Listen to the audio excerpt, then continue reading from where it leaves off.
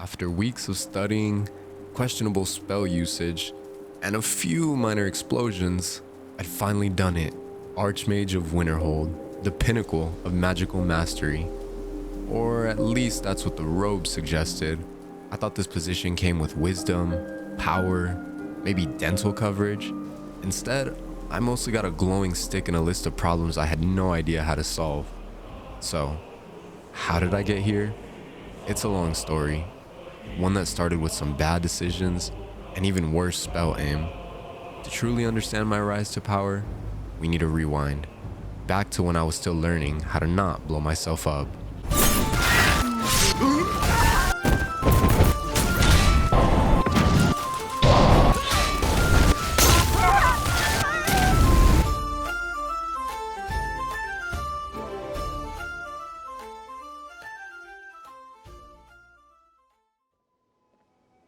After the horrible quest with Arniel, I opted to stay in bed as long as I could, in fear of what other atrocious quests laid ahead.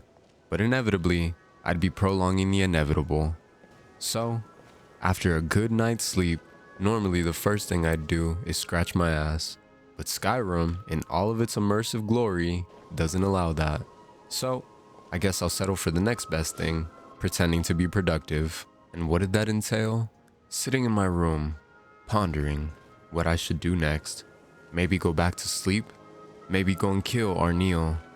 But after seeing a few potions on my desk and a couple crafting ingredients laying around, it was then that I decided to try my hand at crafting a few potions in hopes that I could concoct something that would ultimately kill Arniel. But for this plan to work, I needed to be on my best defense and my best offense by enchanting my gear to make it as Arniel proof as I could. But what I didn't expect, and I certainly didn't, was unbeknownst to me, he had secretly been watching my every move from afar. Hello, Neria. Don't even talk to me, Gain. Yes. Sorry. With Arniel skulking around in the shadows, I figured it was best to turn my attention back to the college and appreciate another peaceful morning here. Students were studying hard, professors doing whatever it is professors do. And me, I'm doing what every responsible student does before class, avoiding class. Enchanting is simple. Unless, of course, you are simple. Then, I can't help you. Let's see. I like your tone. One of the few things... All that shit talking now and look at you. Eventually, someone decided I should do something productive, which usually means I'm about to be sent into a cave to collect an object no one will ever use again. I like to think of these field trips as hands-on learning, hands-on frostbite, hands-on Draugr, hands-on death. I mean, at this point, I'm convinced Winterhold's true motto isn't wisdom through knowledge. It's send the intern to do it. They'll be fine.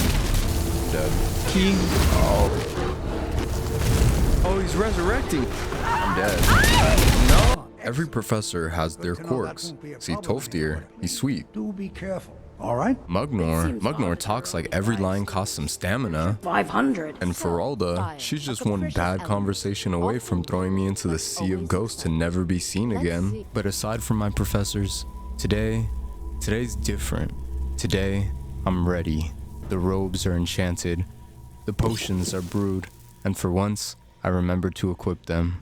But no amount of lectures or half-price soul gems could prepare me for what came next. So as it turns out, what came next was actually just about 5 minutes of walking and one very confused Draugr. You ever finish a quest so fast that even you start doubting Bethesda's level design? That was me. You with the Draugr. That's it? I mean, I hear more. Are we sure that's all of them? Still though, it wasn't a total loss. I mean, I found a new spell. It's not exactly frost related, but it's kind of like adopting a stray cat, you know? But somehow it also knows how to banish demons. I like it. But back at the college, I turned in my work like a good student. Colette seemed impressed, probably because somebody finally survived a restoration quest. But I told her about the magic shield I found. She called it off-brand restoration. I'll take it. Keep at it. After turning in our quest, not even 5 minutes later, Lydia already had her eyes set on something much bigger, much more grand. See, she wanted to pick a fight with some of the other scholars at the school, but what Lydia did next, I wasn't prepared for. Local eyewitnesses report that the altercation began when Lydia was asked to stop shouting inside the college. Sources confirm that request was ignored.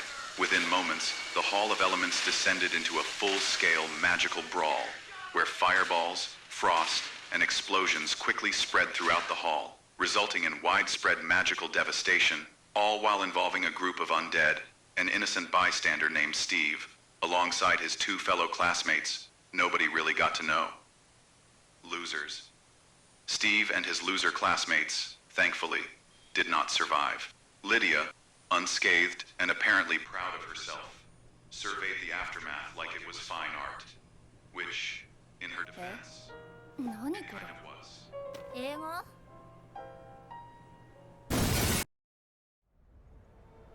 Look, I know this kind of looks bad, but trust me, this is actually pretty good for the college.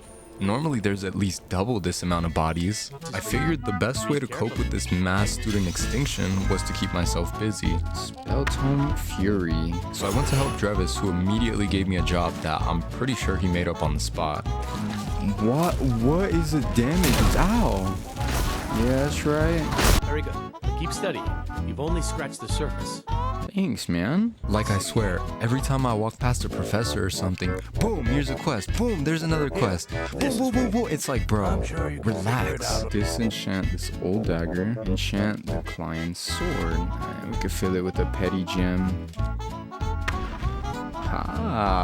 You know, I know you probably don't care about this, but I just want to say, man, look at that dragon I killed right there. You know, that would have been you if I let you die, but I didn't because I'm such a kind Samaritan, you know? Anyways. Then I ran into Adara, who apparently might be more qualified for this college than half the faculty, because she just summoned this shit. Okay, I think you got some latent abilities, you know? We might be able to, you know, fit you in there somewhere. Hello, Master Sergius. Sorry to disturb you. You know, it's 10 in the morning. You should be up already. By the gods! Yeah, now what, pussy? Now what, pussy? What you gotta say for yourself, huh? Nothing. That's what I thought. I'm working on some very important research, I assure you. Man, fuck you and your research. I hated your research. In fact, I hated your research so much. Fuck you. Fuck you, O'Neil. I fucking hate you, fucking piece of shit. And now you're gonna have to find my fucking thing. Who's the better fucking magic user? Oh my god.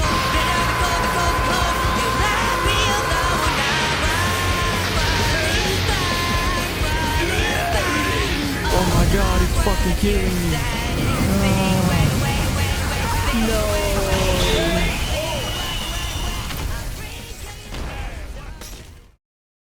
Mark my words. Mark my words. You're gonna die, bitch. In 7 days. Honestly, just as I was planning to relax for 5 minutes, the faculty pulled me aside. Tolfdir said they needed help with a simple excavation, which in College of Winterhold terms means we found something cursed and we want you to touch it. Sheesh, okay. College curriculum.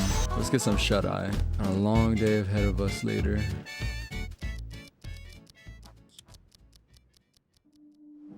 So I decided to sleep in, mostly because I ran out of reasons not to. But the next morning, the college was actually pretty peaceful, which by this point, as we all know, usually means something terrible is about to happen. Now it's time to go off and finish this quest. And so finally, the field trip began, and I headed for Sarthal, because apparently, I don't value my own safety. I mean, even the wind was like, bro, turn around. But I didn't listen. The only thing I heard in the wind was it calling me a loser. But nothing says first day of class like an ancient ruin full of ghosts, traps, and questionable OSHA compliance, with death written all over this part of the map. I mean, it's not like the frozen corpse outside did me any favors of boosting my confidence or anything, because it didn't. Instead, it felt like a warning. But I went ahead and geared up, not because it would help, it just felt polite, you know? But I tried my best to prepare myself as best as I could, physically, mentally, and even emotionally.